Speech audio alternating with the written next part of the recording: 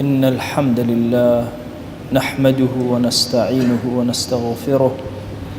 ونعوذ بالله من شرور أنفسنا ومن سيئات أعمالنا. من يهده الله فهو المهتد ومن يضلل فلا هادي له.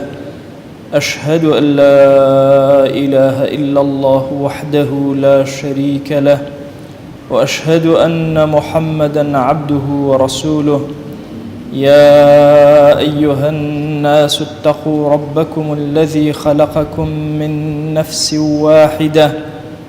وخلق منها زوجها وبث منهما رجالا كثيرا ونساء، واتقوا الله الذي تساءلون به والأرحام إن الله كان عليكم رقيبا. لپاش سپاس و ستایشێکی بێهامتا بۆ کردگاری مەزنوو،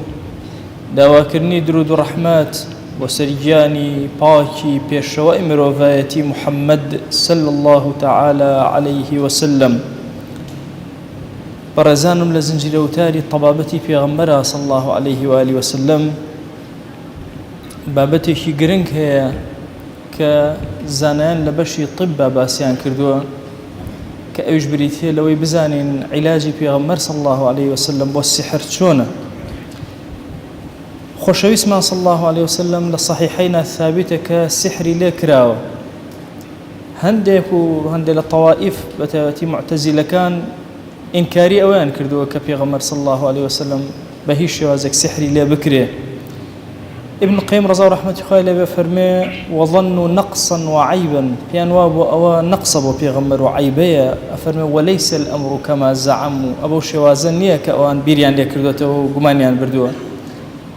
أفرمي بلكو السحر بابتك آسائية بل هو من جنس ما كان يعتريه من الأسقام. شون خوشويس من نخوش كوتوه خوي بو خوي السحري شو تأثيري سحريش هل وكون نخوشي أوجع وآزار كان أوايا. فمن مرض من الأمراض ونخوشك لنخوشي كان وإصابته كإصابته من السم. هرچون پیغمبر صلى الله عليه وسلم يهودي كان زهر خواردیان کرد و زهرەکەش کاریگەری لەسەر دانا لەسەر جەستەی مبارەکی بە هەمان چەشن سحریش کاریگەری ئەبێت و لا فرق بينهما وەکو ابن القيم رضا ورحمة الله لێبێ ئەفەرمێ لە صحیحەینا دایکمان عایشە بۆمان ئەگەڕێتەوە رضا ورحمة الله لێبێ أفرمي سحر رسول الله صلى الله عليه وسلم، سحر كرا لبيغمبر صلى الله عليه وآله وسلم، حتى إن كان ليخيل إليه أنه يأتي نساءه ولم يأتيهن. أو أن دكاري قليل لسر في غمرجان صلى الله عليه وسلم دانا بيوابو كتشوت لاي خيزانا كان يسرجي لقلا كردون ونشي كردبو. وذلك أشد ما يكون من السحر، أو شديد ترين جوري السحر ككراب لبيغمبر صلى الله عليه وآله وسلم. رواية كان زورا كباسي أم حالة أكن بويا دايكمان عائشة أفرمي يخيل وشي خيال بكار إهنا لما سلي سحرة هروك رب العالمين أفرمي يخيل إليه من سحرهم أنها تسعى كاتك فرعون سحر كان كوكر دو موسى عليه السلام بيوابو da pێشچاوی ئاوا هاتە پێشچاو کە ئەمانە هەمووی مارن و لوشە لوشەکەن و بەرەو پیری دێن. ئەم وشەی لە یوخەیەلو چ لە صحیحەینا چ لە قورئانی پیرۆزە یەک مەعنا و مراد ئەدا بۆ دوو پێغەمبەر لە پێغەمبەران عەلەیهیمو الصەلاة والسلام، هەم بۆ موسى عەلەیهی السلام هەم بۆ پێغەمبەری خۆمان عەلەیهی الصەلاة والسلام. بۆیە قاضی عیاض ئەفەرمێ ئەو بەشەی کە پێغەمبەریان صلی الله عليه وسلم سحری لێکرا بەشی جەستەیەتی بەشی بەشەریەتیەتی. أفرمي إنما هذا يجوز طرؤه عليه في أمر دنياه التي لم يبعث بسببها. أفرمي پیغمبر صلى الله عليه وسلم لبش الدنيا كيا كأوبو أو النن الراوة قال كل لو بش الدنيا توشي حالتي شون نخوشي أبي بهمان تشون توشي حالتي سحريش أبي. أفرمي أو جوكو سائر بشر أرضيك ممكن توشي أم بلا مصيبتانا ببه أم بلا مصيبتانا كتوشي إنسان كان أبن وبيغمريان صلى الله عليه وآله وسلم توشي بوا لبيناوي أوايا كإنسانيات لزحمتك زور قورة لفي الله زور قورة سحر وشياطين رزقاري ببه كاتك سيري علاجي في غمرك صلى الله عليه وسلم بو أم بابتك مسلمة لا أم خوشوي اسمان صلى الله عليه وسلم توشي أم حالته بو بزين شون علاجي كردون ابن القيم رضا رحمة الله عليه بأفرمي سي علاج بو أم بابته هي وزياتري النية أمرو روجارك تيك وتون زورك ناني أم بابته أخون بيانوا هم خلق سحري لكرا وهم خلق أترسينو كوتون تداوي شياطينه بويا بزانين للسنن النبوي في غمرة صلى الله عليه وسلم لبشي طبابتي خوشويستا أوشتا نسشين كأبناء باعثي شفاء لغير أوانش هيش تيكي تر شفاء تيانية ايتر سواء هندق من بناوي جادو قريوة يان هندق من بناوي قرآن خيرنا وكا بارو مارو ورقرنو خليكي أو بازوكارو كسابة علاجي في غمريان صلى الله عليه وسلم سيشتا يكم دانا بي فرمودة صحيحة كان أفرمي في غمريان صلى الله عليه وسلم داك من عائشة إجارته وفرمي الشوي كان زور دعاي كرت كهاتي أم حالتي توش أبو بربيانان وهستي أكر كتوت الله خزانة كان نتشو أفرمي زور دعاي كرت فدعا أفرمي دعاي خوي لك بدم دعاء سري برس كدوتي يا عائشة رزقارم بو يا رسول الله صلى الله عليه وسلم شون فرموي دوكس هاتن لخوا بيان وتيان أم كست شيتي وتيان مطبوب طبعا عرب طيب بكار هنا بوشتيكي زحمتي مثلا كسيك أبينك مثلا كيرا نابينا في الله بصير مطلوب يعني أو كسيك تشاكا هيج كشيكي نتشاك بوتو بو كسيك السحري لأكري عرب طبعا كلماتي تفاؤلي بكار يعني الله مطلوب كسك يعني تشاك بو بكشية بغمة ببجارية لو بري لخوش حالي ولش ساغية بو يم كلمان بو بيغمرجان صلى الله عليه وسلم بكار هنا دواي وتيان أو لبيدي كري عاصم كيش يقول منافقة كان بفيتي يهودية كان سحري كيزور كشندي لبيغمر كرو صلى الله عليه وسلم أبو شوازبو هند طالي موي بيغمرجاني صلى الله عليه وسلم لقال شاني كي خوشويستا هنا وكرت ناو دار خرمايك وبليكي دار خرما وبلي دار خرماي نير ولا ناو بيرة كبيرة ثروانة شاردويتيو بيغمرجان صلى الله عليه وسلم للرواياتك أفرميك لها والله إنها تفرمي برأون بو دربين دريان هنا هليان وشان دو هر أون دريان هنا إتركو تايبيهات بويا يكيق لعلاج كاني السحر بريتي لوي إنسان سحرك بدوزته سحر بمخفي أكري أقل لما لك تشتك الدوزي والنترسي أو النجاة تدبو زور كاد إنسان كاتك اشتكى دوزته إن جاتوشي قمانة بأنها بعكسه أقل زور كاد أو ساحر وماحرانا كان لسروا كان خلق زياتر أترسين وكاري شياطين أقر اشتكى لما لكتها دوزيوه ايترو كوتاي بيهاتو بو بيغمرجان صلى الله عليه واله وسلم داك من عائشه بيودوتي بوشي نتهنا درو بشاني خلقي بدي هل يفوتاني وبيركشي تبان فرمي بيغمرجان صلى الله عليه واله وسلم لبر او ام حالتم كرتاوك وترز لنا وخلق بلاو نبيته كأما خالك زور قرنقا ويو كساني هر كسي اجت الله يعني والله السحر اللي كراويا تشاو اللي دراويا نأزان شي انا تصور كانوا بشكل بشي شياطين في شيء إنساني مسلمان وعالم وعارفان نية كابو يكمن علاج كفي غمر صلى الله عليه وسلم داينا وسحر بريتي لدوزينو درهنان وهالوشان نوي دوهمين دانا لعلاج كاني في غمرجان صلى الله عليه وآله وسلم بريتي لحجامة كردن عبد الرحمن كري أبي ليلى ومن أجرته وفرمي أن النبي صلى الله عليه وسلم احتجم على رأسه بقرن حين طاب كاتك للسحر كرز قارب وكاتك سحري لكراب وخوشي اسمان صلى الله عليه وسلم بشاخي كلا شاخي كل سري سحرك كوتاي بهات ابن القيم رضي الله رحمه الله عليه أفرمي أشد أنواع سحر أويك لقال خويني إنسانات يكلوا به أفرمي تنها كلا شاخي علاجتي ويدوها من دانا لعلاج كان في غمر صلى الله عليه وسلم بريتي لك كلا شاخ كردن وتا علاجي كم دوزينوا علاج دوهم بريتي لك كلا شاخ كردن علاجي سيهم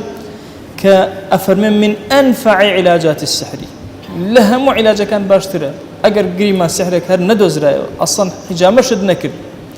بزور ذكر أوراد كانت بباشي بخوانه باشترين علاج أدوية إلهية أفرمن لم بابتا أفرمن بل هي أدويته النافعة بالذات بالطواري معناه كامي سودي لور أجري إنسان أو ذكر أورادانيك هي كان من أعظم الأسباب التي تمنع إصابة السحر أفرمي بەهێزترین شتێک کە ئینسان تووشی سحر نەبێ ئەوەی ذیکر و ئەورادی هەبێ، ذیکری بەیانیانت ئێوارانت قولەکان لە یاد مەکە، ئەچیتە ماڵەوە دەرگا ئەکەیتەوە بسم الله کە لەسەر سفرەدانشی بسم الله کە چەکە دینیەکانی خۆت بەکار بێنە ڕۆحت ڕێک کەرەوە. ئەفەرمێت تەنها کەسێک تووشی ئەم بابەتی سحرە ئەبێ کە هەڵەیەک لە عەقیدەیە هەبێ. ئەفەرمێت فإن غالب ما يؤثر في النساء، زۆرینەی کات ئافرەتان تووشی ئەم حاڵەتە ئەبن. وكسك ومن ضعف حظه من الدين والتوكل والتوحيد، هر كسك ديني لاواز به پشت بستن بخواي لاواز به توحيد وخوابك زانيني لاواز به وإنساني خاون عقيدة باك أبدا نابي. أم حالتانا بسريعتي بپره، اگر حالتاني كيش تيپر بو زور بسريعي بسريع أروات وكتاي فيه. تصور كان قورترين ساحري جهان بدعمشي قوري يهودي دين قورترين سحر أكن ورب العالمين برياري وهاي كهالوشيته نابي بس الإنسان كان وبمنه خدا كاري إنسان كان نخسو تدسي إنسان كان رب العالمين همو كاروباري إنسان كان الله خوي هشتوتوا بويتو بيدوا بساحرك همو كاريغري لسر جياني تو دروسكاتو تو كاولكا ويرانكا بمشي نية وهي السحر كيش دريش خان وهتاتاين نية بوي إما إيمان دار أبي زور هشيارانا مع ملكين بتاتي لأمره أفرمي أو كسيك وخاوني عقيديك باكو بهذا وخاوني ذكر أوراده أم بابة التأثير لناك أجر تأثير شليكرا بتشفاء قريمان كسيك سحريك زور قرصي شليكرا تنهابت شن آياتك القرآن كإخواني أبيت الشفاء بابتك هي لكوتاي وترجع حزكم أرسانك نفري وهاي الله توشي السحر بو والله بصالة خريكي سورتي بقرة بيخواني نازانم أو بإيمانية برامبر بقرآن بإيمانية برامبر بكاريجري وأثري قرآن شو قرآني مبارك هشتق لبردم يا أخوي ناقري بوتاكجارك خيون دبيت بس بوتاكجارك معوذات خيون دبيت بس لشوروجك يكجار أجر معوذات يا آية الكرسي لما لقيتها خيون إتبتو بارزراي ولا سحر بويا أمتي في غمر صلى الله عليه وآله وسلم أمتي وشيارة هر زمن وكافران بشتك مشغول ما نكن لو شك سوى هذا بحساب خواني عقيدة باششة خريكي أم بابته بعالمة ترسانة أو خوي بخوي كوتتنا في الشياطين ويا إما إيمان دار به الشيران لم بابتنا مع ملكين أما علاجي في غمر صلى الله عليه وسلم لم سي علاج زياترينية بكسي نفرموا لم بابتها بسوا مثلا چندین روش خریکی قرآن بو بخوان و بو شوازه ذکر که و قرآن بدنگی برز لمالکتا لی بدو ام بابتانه که امروهن یک دانیان لسننی پیغمبرنی صلی الله علیه و آله وسلم سنت کانی خوشویستنها ام سیشته اگر سحرکت دوزی و ای دوزی تو حالی وشینی تو کلا شاخب که هند ذکر و اوراد بخوانه چاک بیدو تاو لو بولاوا هیچ شتی کتر معنی لم بابتیا لسننی صحیحه که اشاره پیکرابه و باس کرابه بویا امی ایمان دار أبي لم بابتنا عقلانه وشيرانا ما ملكين ديني خمان وديانتي خمان وعقيدي خمان ندين دسي كسي تروش تيتر إما خدايك عظيم من هي كبم تشن خلقي كردوينو أو سر برشتي كاركان منكا هر أويش خوي بو خوي شفاي همون خوشيكي مادي ومعنوي من أدا خدايا داود لي أكن بناوي جوانت بصفتي برزبة اسمي عظمت درجة كاني خير بسر مناكر ويا أكرم الأكرمين يا ربي خويا لتأبارنا ولتألالينا وكرمي خد بسلمانا ببارنا عفو عافيتي خد بسلمانا ببارنا قناهان برزمان كرتو لمن خوش بيا أكرم الأكرمين خويا جان تو خد أزاني خجالتي بردم ديواني تون أو أن قناه من برز كرتو بلام أزانين تو خدايك زور ببزي عبد الزليل والضعيف كان كينا وحضورة خويا تو ليان خوش أبي لمن خوش بيا أكرم الأكرمين خويا قناه بأشكرا كردو ما نعفو منك قناه بپنهان كردو ما نعفو منك قناه خطري كردو بدل ما نعفو منك يا ربي خويا بزيو كرمي خود بسر ما نببارنا يا ربي خويا لتأبارنا ولتألالينا برحمتي خود أم إيمان دارنا هاتو تمالكيتو خويا ببشيان مكلا رحمتي خود إلهي أم إيمان دارنا بدلك زور باك وبندائك تو كوبونا دي إلهي هاوار بولايتو إهنين هر دعاء برزي أكنا وخوا دعاء كنا نجرابك ادعوا الله وأنتم موقنون بالإجابة.